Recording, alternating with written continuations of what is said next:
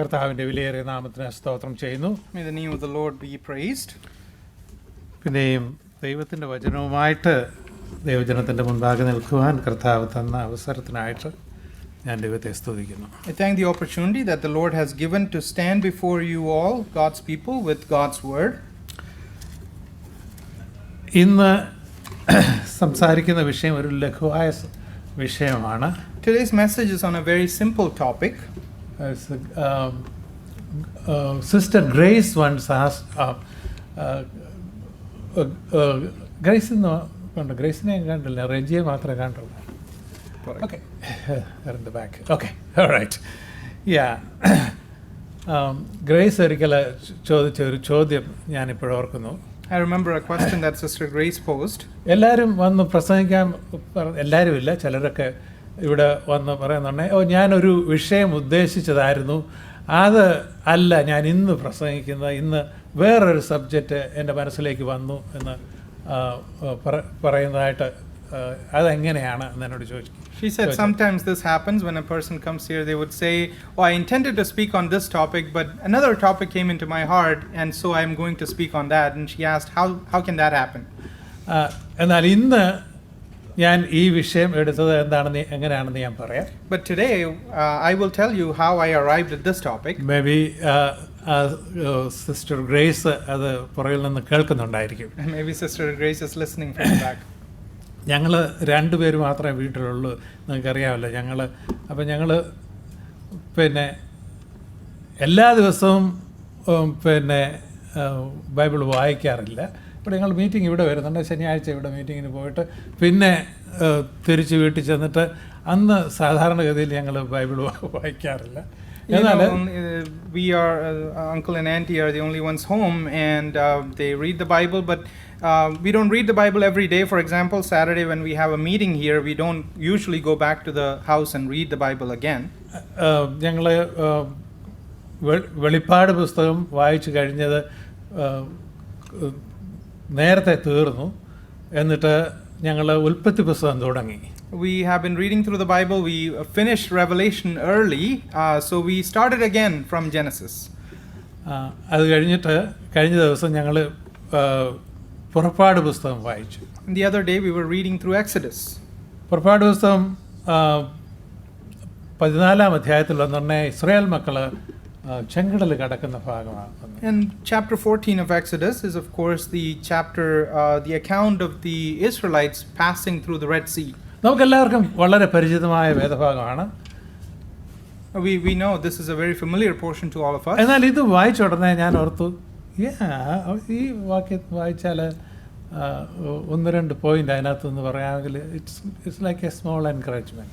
And I decided that if I can share a couple of points from this passage, it can be a small encouragement to all of us. That is why I read this passage. I am reading this passage today.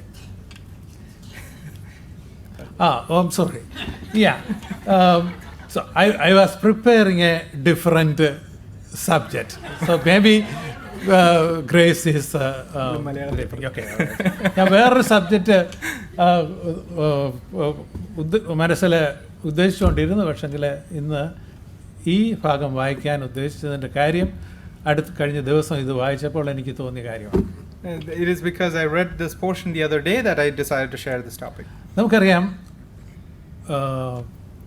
ചെങ്കടൽ കടക്കുന്ന ഭാഗം നമുക്കെല്ലാവർക്കും അറിയാതെ എങ്ങനെയാണ്, നമ്മുടെ Sunday school മുതലൊക്കെ പഠിക്കുന്നുണ്ട്. We have learned from our Sunday school years of this account of the Israelites crossing the Red Sea. എന്നാൽ ചെങ്കടൽ കടക്കുന്ന ആ ഭാഗം വേദപുസ്തകത്തിൽ പല പ്രാവശ്യം ഇസ്രായേൽ മക്കളെ ദൈവം പിന്നെ ഓർപ്പിക്കുന്നുണ്ട്. And this account of the Israelites crossing the Red Sea is quoted over and over again in the Bible, and God reminds that to the children of Israel. നിങ്ങളെ ഞാൻ ബലമുള്ള കൈകൊണ്ടും നീട്ടിയ ഭുജം കൊണ്ടും വിടുവിച്ചു, നിങ്ങളെ ചെങ്കടൽ കടത്തി നിങ്ങളെ കൊണ്ടുവന്നു എന്നൊക്കെ പല പ്രാവശ്യം സങ്കീർത്തനങ്ങളിലും ഒക്കെ നമ്മളത് വായിക്കുന്നുണ്ട്. Even in the Psalms and things like that, we see God telling them that He has delivered them with a strong hand and an outstretched arm, and how He has delivered them with His power. അതുകൊണ്ട് നമുക്ക് ഏറെ പരിചയമായ ഒരു കാര്യമാണ് ഈ ചെങ്കടൽ കടക്കുന്നത്. So this is a very familiar portion to all of us. ഇന്നത്തെ എൻ്റെ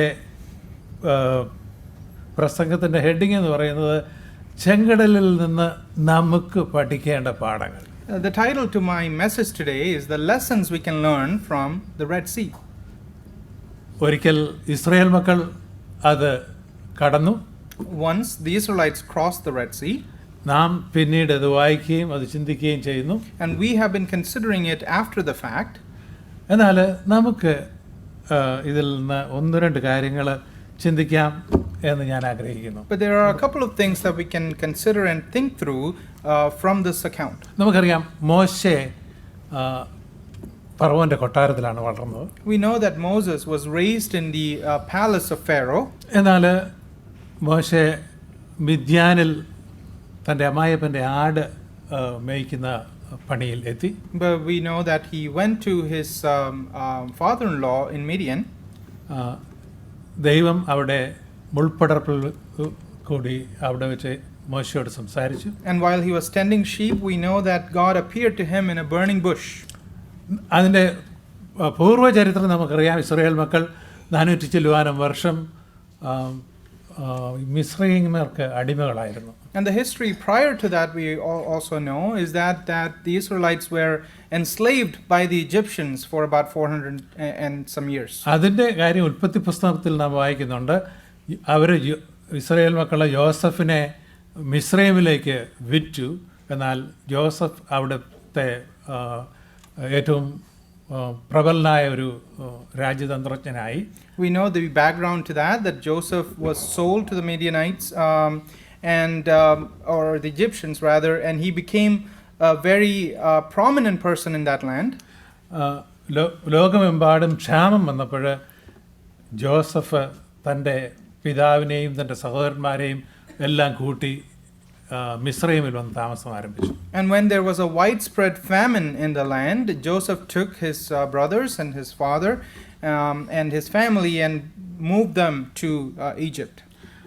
വർഷങ്ങൾ കുറെ കടന്നുപോയി. യഹോവയായ ദൈവം ഇത് അവരോട് കൽപ്പിച്ചിട്ടുണ്ടായിരുന്നു.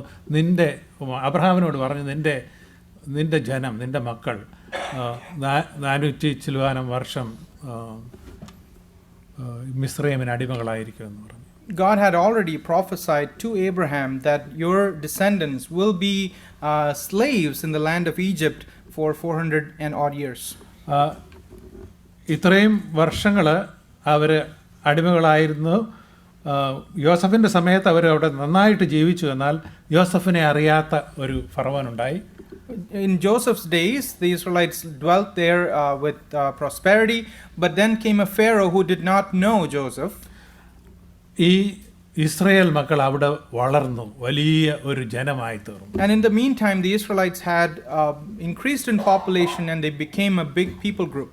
അപ്പോഴത്തെ ഫറോയും മിസ്രൈം ജനങ്ങളും വിചാരിച്ചു, ഇവര് നമ്മെ ഇങ്ങനെ വളർന്നു പോയാൽ ശരിയല്ല, ഇവര് നമ്മെ തിരിച്ച് ആക്രമിക്കുമെന്ന് അവർ വിചാരിച്ചു. So Pharaoh and the people of Egypt thought that they are a threat. The Israelites are a threat, that they will come and attack the Egyptians. ദൈവം പറഞ്ഞതുപോലെ ഇവരെ മിസ്രൈമിൽ അടിമകളാക്കി.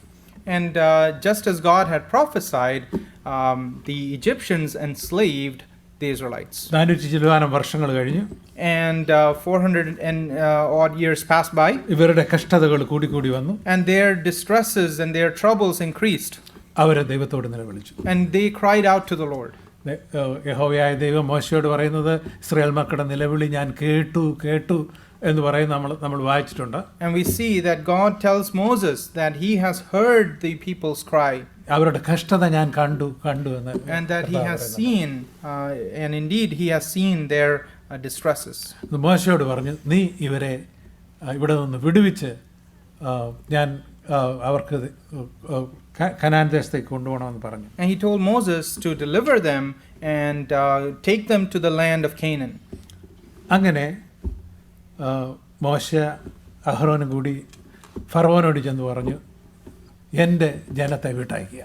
And so Moses and Aaron go to Pharaoh and introduces this topic and asks him to let the people go. എന്നാൽ ഫറവോൻ സമ്മതിച്ചില്ല. But Pharaoh did not budge. നമുക്കറിയാം എത്ര plague ദൈവം അവിടെ വരുത്തി. ആർക്കെങ്കിലും പറയാമോ? 10 ബാധകൾ ദൈവം വരുത്തി. It was through the 10 plagues that God cost to be on Egypt that he finally ended up letting them go. പത്താമത്തെ ബാധ കടിഞ്ഞൂൽ സംഹാരം. And the 10th plague was the death of the firstborn.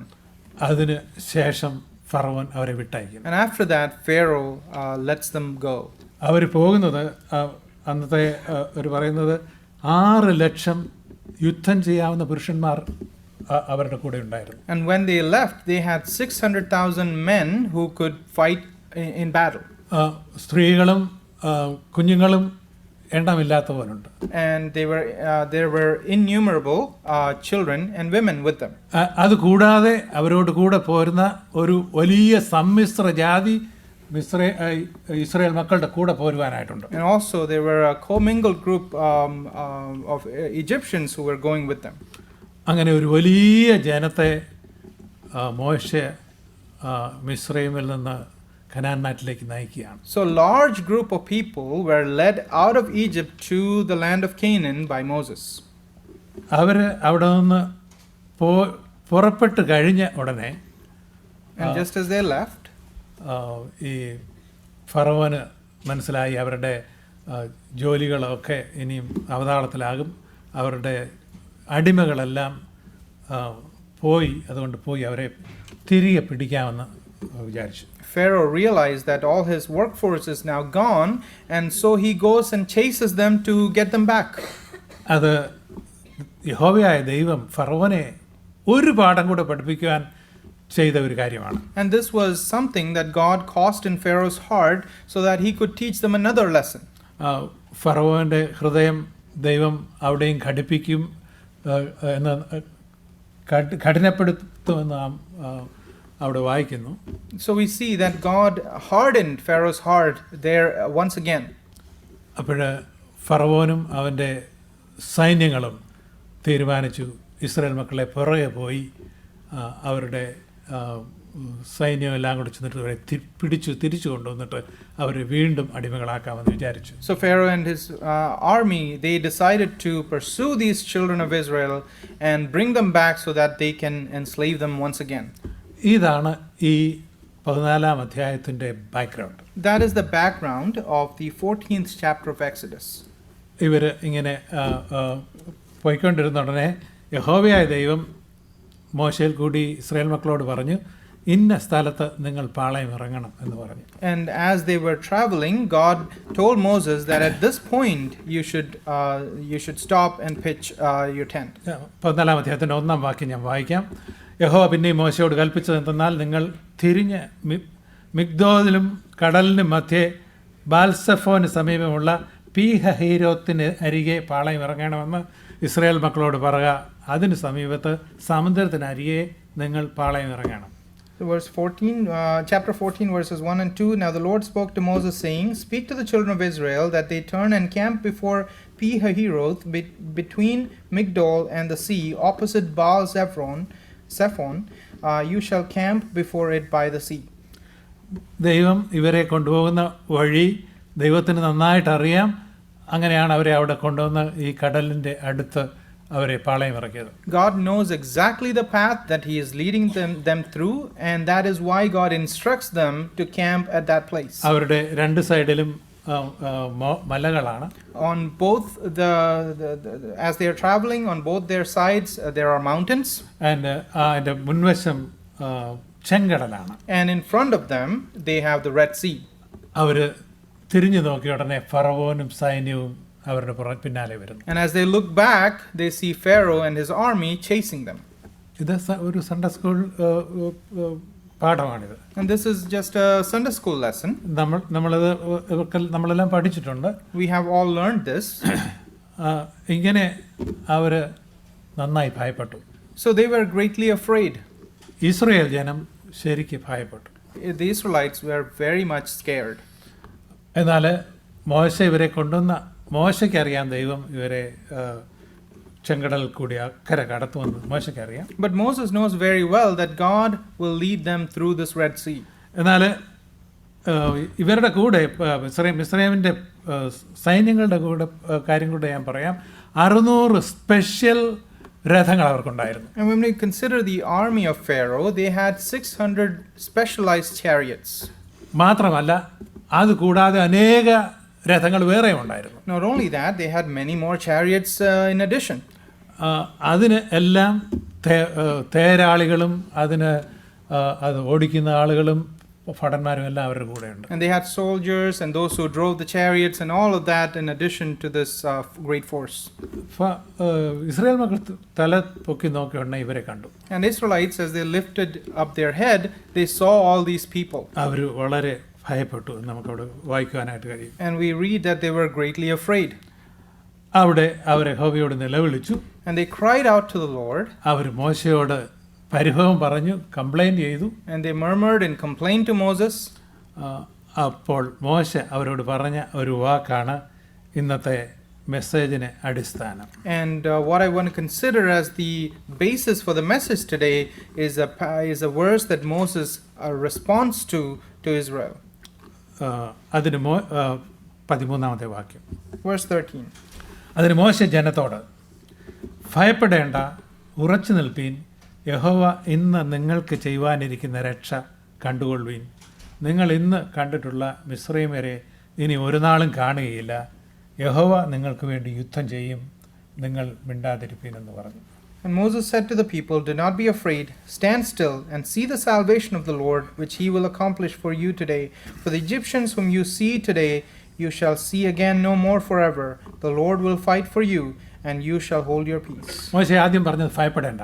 Moses first of all tells the people, "Do not be afraid." ദൈവം എപ്പോഴെങ്കിലും ആരോടെങ്കിലും ഭയപ്പെടേണ്ട എന്ന് പറഞ്ഞാൽ അതിൻ്റെ അർത്ഥം അവർ ശരിക്കും ഭയന്നിരിക്കുകയാണെന്നാണ്. Whenever God tells someone not to be afraid, that usually means that that person or those people are very much afraid. ഉൽപ്പത്തി പുസ്തകം 15-ാം അധ്യായത്തിൽ അബ്രഹാമിനോട് യഹോവ പറഞ്ഞു, അബ്രഹാമേ ഭയപ്പെടേണ്ട, ഞാൻ നിന്റെ മഹത്തായ പരിചയം പ്രതിഫലവുമാകുന്നു. In Genesis chapter 15, God tells Abraham not to be afraid, that God is his great reward. കാരണം എന്താ, അബ്രഹാം വളരെ പരിഭ്രാന്തനായിട്ടിരിക്കുകയാണ്. Why? Because Abraham was very much afraid. Abraham ഒരു വലിയ ഒരു കാര്യം വന്ന് ചെയ്തു. Abraham did a great thing that day. Abraham തൻ്റെ സഹോദരനായ ലോത്തിനെ വിടുവിക്കുന്നതിന് വേണ്ടി 5 രാജാക്കന്മാരെ എതിർത്ത് യുദ്ധം ചെയ്ത് ലോത്തിനെ പിടിച്ചുകൊണ്ട് വന്നു. Abraham went and warred against 5 kings and delivered his nephew Lot from their custody. ഒരു രാത്രി കൊണ്ട് അത് സാധിച്ചു. And that was done in just one night. Abraham തിരിച്ചു വന്നു. ചരിത്രം നമുക്കറിയാം. എന്നാൽ അബ്രഹാം ഭയപ്പെട്ടു. കാര്യം ഇനിയും ഈ രാജാക്കന്മാർ അബ്രഹാമിനെ തിരക്കി വരും. We know the history. Abraham came back victorious, but we also understand that Abraham was very much afraid, thinking that these kings would come back to fight with him. അബ്രഹാമിന് യാതൊരു പ്രതിഫലവും അതിനകത്തൊന്നും കിട്ടിയില്ല. There was no reward that Abraham got out of that whole endeavor. എന്നാൽ ഈ Abraham യുദ്ധം ജയിച്ചു, ആൾക്കാരെ എല്ലാം മടക്കി കൊണ്ടുവന്നു. But Abraham fought the battle and he delivered the people. ദൈവം അന്ന് രാത്രി അബ്രഹാമിന് പ്രത്യക്ഷനായിട്ട് അബ്രഹാമിനോട് പറഞ്ഞു, അബ്രഹാമേ നീ ഭയപ്പെടേണ്ട, ഞാൻ നിന്റെ മഹത്തായ പ്രതിഫലവും നിന്റെ പരിചയമാകുന്നു. And God appears to Abraham that very night, and he assures him not to be afraid, and that he is his shield and his exceedingly great reward. ഇന്നലെ ജയ്ക്ക് പറഞ്ഞ് 100 ചില്ലുവാനം പ്രാവശ്യം ബൈബിളിൽ ഡു നോട്ട് ഫിയർ എന്ന് ഉണ്ടെന്ന് പറഞ്ഞു. Yesterday we heard from Jake that over 100 times the Bible says, "Do not be afraid." Yes, it's true. And that's true.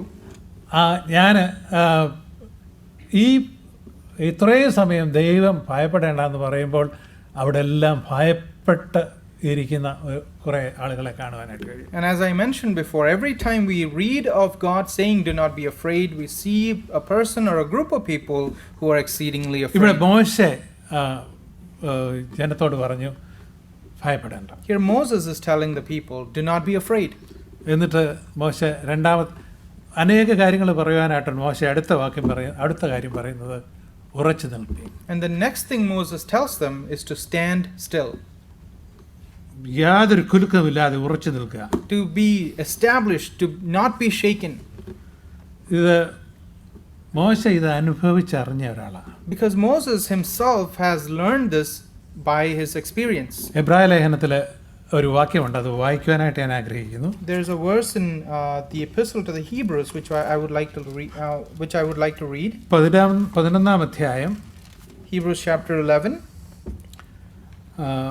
അവിടെ ഒരു വാക്യത്തിൽ നാം ഇങ്ങനെ വായിക്കുന്നു.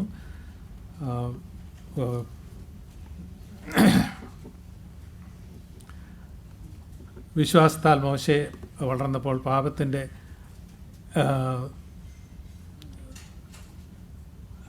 27-ാം വാക്യം, Verse 27.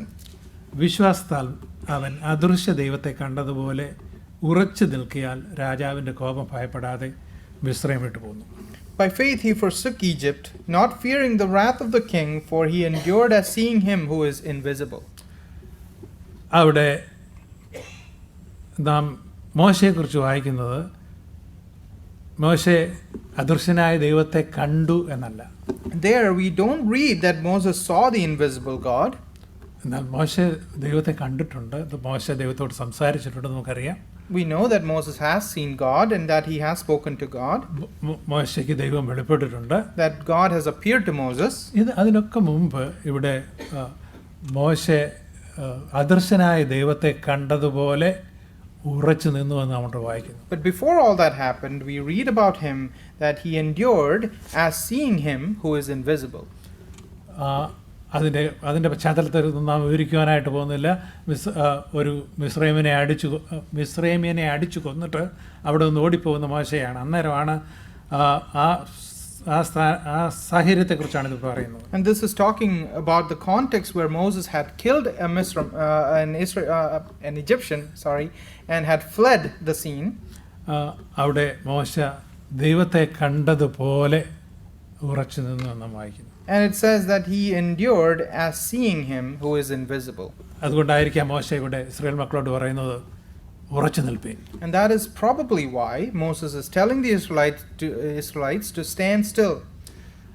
അതിന് ശേഷം മോശ പറയുന്നത് ഉറച്ചു നിൽപ്പീൻ, യഹോവ ഇന്ന് നിങ്ങൾക്ക് ചെയ്യുവാനിരിക്കുന്ന രക്ഷ കണ്ടുകൊള്ളുവിൻ. And after that Moses tells the children of Israel, see the salvation of the Lord which he will accomplish for you today. ആ വാക്യത്തിന് ഒരു പ്രത്യേകതയുണ്ട്. And there's a specialty to that verse. മോശ അവരോട് പറയുന്നത്, നിങ്ങൾക്ക് വരുന്ന രക്ഷ നിങ്ങൾ അതിൻ്റെ ആ ടെൻസ് അനുസരിച്ച് നോക്കുകയാണെങ്കിൽ രക്ഷ ഇതുവരെ വന്നിട്ടില്ല, എന്നാൽ അതിന് മുമ്പേ നിങ്ങളിത് കാണണം. If you consider the tense of that language or the phrase there, the salvation has not come yet, but yet he wants them to see the salvation that God is going to accomplish in their midst. ദൈവത്തിൻ്റെ ജനത്തെ ദൈവം പരിപാലിക്കുന്ന വിധം മോശയ്ക്ക് അറിയാം. Moses knows very well the way in which God cares for his people. അതുകൊണ്ടാണ് മോശ പറഞ്ഞത്, ദൈവം ഇന്ന് നിങ്ങൾക്ക് നിങ്ങൾ ചെയ്യുന്ന രക്ഷയല്ല, ചെയ്യുവാനിരിക്കുന്ന രക്ഷ നിങ്ങളിപ്പം കാണണം. That is why Moses says that you should see the salvation of the Lord which he will accomplish in your midst today.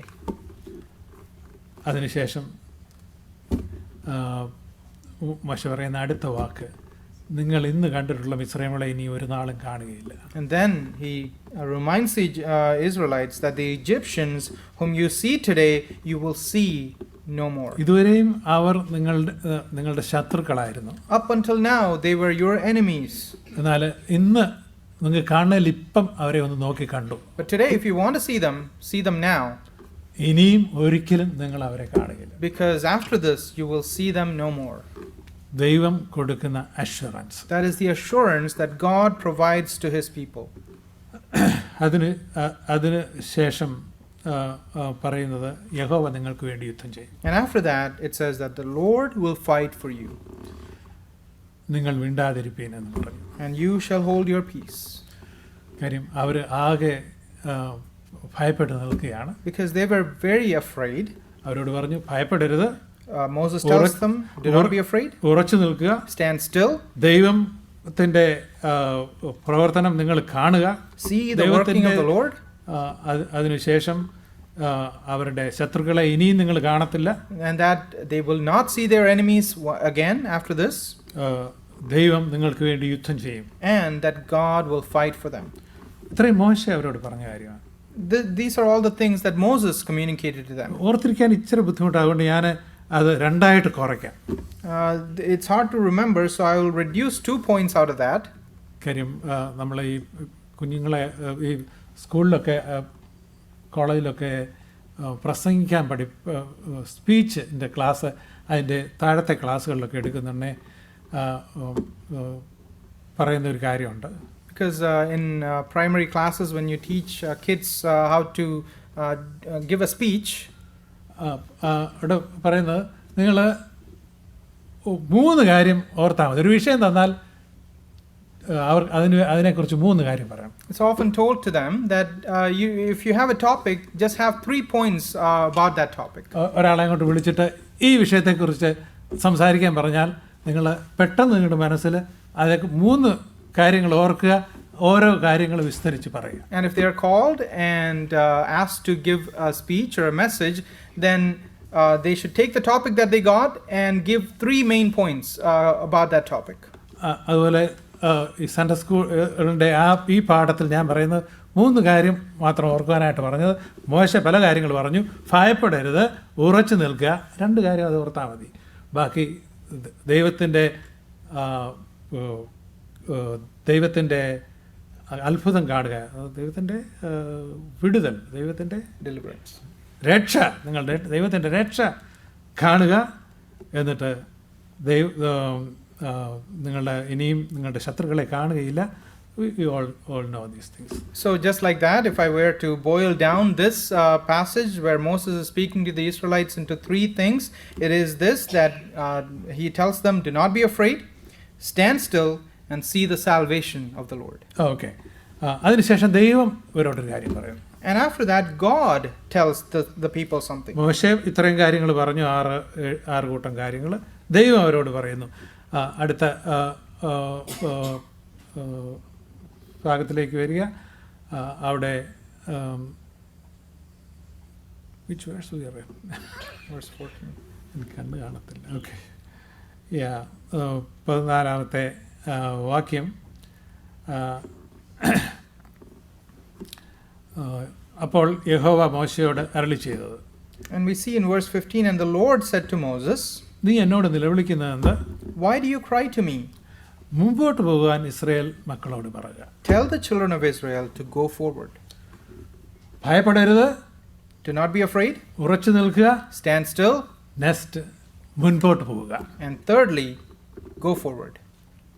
ഇത് നമ്മുടെ ജീവിതത്തിൽ നമുക്ക് ഇത് ഓർത്തിരിക്കാമെങ്കിൽ നമ്മുടെ ക്രിസ്തീയ ജീവിതത്തിലും ഈ പാഠങ്ങൾ നമുക്ക് മനസ്സിലാക്കി മുൻപോട്ട് പോകാനായിട്ട് കഴിയും. And if we can remember these 3 points in our spiritual life, in our Christian life also, it will greatly help us in life. അതിനുശേഷം സംഭവിച്ചത് എന്താണെന്ന് നമുക്കറിയാം. We see what happens after this. ഞാൻ ചുരുക്കമായിട്ട് പറയാം. I can summarize it. അവരെ കൊണ്ടുവന്നപ്പോൾ അവരുടെ മുൻപിൽ അഗ്നിസ്തംഭവും മേഘസ്തംഭവും ആയിട്ട് ദൈവം അവരുടെ മുമ്പിൽ പോകുന്നുണ്ട്. As the children of Israel are led, God guides them in a pillar of fire and a pillar of cloud. ദൈവം അവരുടെ കൂടെയുണ്ട്. And God is with them. ആ സമയത്ത് മുൻപിൽ ദൈവദൂതൻ അവരുടെ പുറകിലേക്ക് മാറി. And at that time, the angel of the Lord who was walking in front of them moved to their back. അഗ്നിസ്തംഭവും പുറകിലേക്ക് മാറി. And the pillar of fire also moved to the back. അവരുടെ ശത്രുക്കളുടെയും അവരുടെയും ഇടയിൽ അത് നിന്നു. And it created a gulf between them and their enemies who were pursuing them. യഹോവ മോശയോട് പറഞ്ഞു, നീ നിന്റെ വടി ഉയർത്തി ചെങ്കടലിനെ പിളർക്കുക. And God tells Moses to stretch his rod so that he would be able to split the Red Sea. യഹോവ ഒരു വലിയ കിഴക്കൻ കാറ്റ് അടുപ്പിച്ചു. And God causes an east wind to come. And ആ കാറ്റ് ഈ ചെങ്കടലിനെ പിളർന്നു. And that wind essentially splits the Red Sea into 2. അതുമാത്രമല്ല, ആ ഉണങ്ങിയ നിലമാക്കി കൊടുത്തു. And it made the land in that they would walk through dry land. സാധാരണ വെള്ളമൊക്കെ പറ്റിപ്പോയാലും പിന്നെയും നനഞ്ഞ മണ്ണ് കാണും അവിടെ. Because sometimes when the water evaporates, there's still wet mud there. ഇവിടെ dry sand, But God prepares dry land for them to walk through. എന്നിട്ട് വെള്ളം സൈഡിൽ അങ്ങ് നിന്നു. And the water stood as walls on either sides. എന്നിട്ട് Israel ജനം, ഇത്രയും ജനം അതിൽ കൂടി കടന്ന് പോവുകയാണ്. And all these people, this large group of people, walk through on dry land through the Red Sea. ഏകദേശം 1 മൈലോളം അത് ഒരു വഴി ഉണ്ടെങ്കിലേ ഇത്രയും പേർക്ക് ഒന്നിച്ച് കടന്നു പോകാനായിട്ട് പറ്റൂ എന്നാണ് ഞാൻ വായിച്ചത്. And I've read that this path should at least be a mile long for them to be able to cross the Red Sea completely. അവർ കടന്നുപോയി. They walked through that dry land. അവർ അങ്ങ് അടുക്കാറായി. And they almost reached the other shore. അപ്പോൾ ഇവരുടെ പുറകെ ഫറവോനും സൈന്യവും അവരുടെ പുറകെ പോയി. And at that point, Pharaoh and his army pursued the children of Israel. യഹോവയായ ദൈവം ആ അഗ്നിസ്തംഭത്തിൽ നിന്ന് നോക്കി എന്ന് നമ്മളോട് വായിക്കുന്നു. And we see that God, Jehovah, looked through that pillar of fire rather. അവിടെ യഹോവയായ ദൈവം നോക്കിയത് ഈ മിസ്രൈമ്യരെയാണ്. And he looked at the Egyptians. അവിടെ അവരെ നോക്കിയപ്പോൾ അവിടെ നാം വായിക്കുന്നത്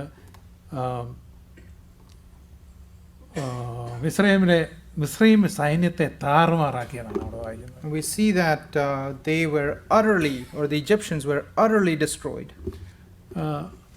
അപ്പോൾ ആ സൈന്യങ്ങൾ അങ്ങോട്ടും ഇങ്ങോട്ടും പറഞ്ഞു, നമ്മുടെ രഥത്തിന്റെ ചക്രങ്ങളെല്ലാം താണു പോവുക. And the horsemen said to one another that the wheels of their chariots were falling off. ഇത് ഇസ്രായേലിന്റെ ദൈവം ചെയ്യുന്ന പണിയാണ്. And this is something that the God of Israel is doing. നമുക്ക് ഇവിടുന്ന് ഓടിപ്പോണം. Let us flee from here. അതാണ് അതിനു മുമ്പ് ആ വെള്ളം വന്നിട്ട് ആ സൈന്യത്തെ മുഴുവൻ ഒരു മനുഷ്യനും ശേഷിക്കാതെ മുഴുവൻ വെള്ളം അവരുടെ ഇടത്തും അവരുടെ കടന്ന് ഇസ്രായേൽ ജനം ഉണങ്ങിയ മണലിൽ കൂടി കടന്നുപോയി. എന്നാൽ മിസ്രൈം സൈന്യവും ഫറവോനും എല്ലാം അതിൽ മുങ്ങി മരിച്ചു എന്ന് നമുക്ക് കാണുവാനായിട്ട് കഴിയും. But before Pharaoh and his army could flee from there, the water closed up on both sides, and everyone, without having one survivor from there, they all died. നമുക്കറിയാം യഹോവയായ ദൈവജനത്തെ എപ്പോഴും നോക്കും. നമ്മൾ പ്രത്യേകിച്ച് ഈ ഇയറിൻ്റെ ഒക്കെ വായുന്നതിൻ്റെ ആണ്ടിൻ്റെ ആരംഭം മുതൽ യഹോവയുടെ ദൃഷ്ടി നമ്മുടെ മേലുണ്ട്. ഇങ്ങനെയല്ലേ വായിക്കുന്നത് അല്ലേ? നമ്മൾ പിന്നെ അത് 2 ദിവസം കഴിയുന്നുണ്ടെങ്കിൽ നമ്മളത് എല്ലാവർക്കും ചിലരെങ്കിലും അത് വായിക്കും. We know God watches over his people, that from the beginning of the year to the end of it, God's eyes are fixed upon his people. ദൈവത്തിന്റെ ജനത്തെ ദൈവം എപ്പോഴും നോക്കിക്കൊണ്ടിരിക്കുക. God's people are constantly being watched over by God. ദൈവത്തിന്റെ ജനത്തെ രക്ഷിക്കുന്നതിന് അവരെ മുൻപോട്ട് നടത്തുന്നതിനാണ് ദൈവം നോക്കിക്കൊണ്ടിരിക്കുന്നത്. God always watches over them so that he can lead them in life. ദൈവം അവിടെ നിന്ന് മിസ്രൈമിയെ ഒന്ന് നോക്കി കാര്യമാണ് പറഞ്ഞത്, അവരെ തകർത്ത് കളഞ്ഞു. We see that God looked through that pillar at the Egyptians, and with that one act he destroys them. ദൈവജനമേ, നമ്മുടെ ക്രിസ്തീയ ജീവിതം എങ്ങനെയാണ് നമുക്ക് ഇതിനൊന്ന് പരിശോധിക്കാം. Beloved God's people, let's examine how our Christian life is. നാം കുഞ്ഞാടിൻ്റെ രക്തത്താൽ വീണ്ടെടുക്കപ്പെട്ട് മരുഭൂമി യാത്ര ചെയ്യുന്നവരാണ്. We are sojourning in the wilderness of this world, being bought by the blood of the Lamb.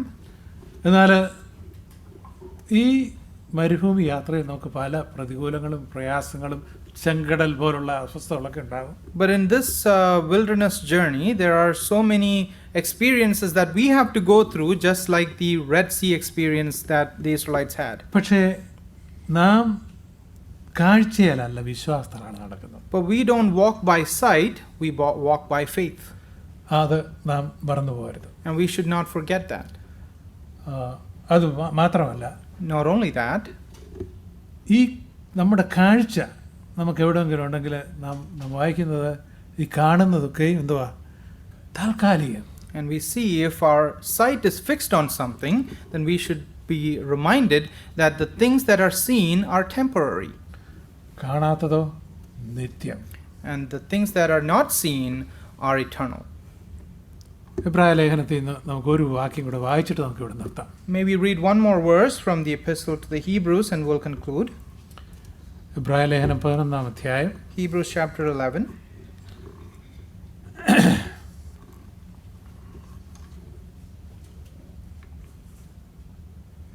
അതിൻ്റെ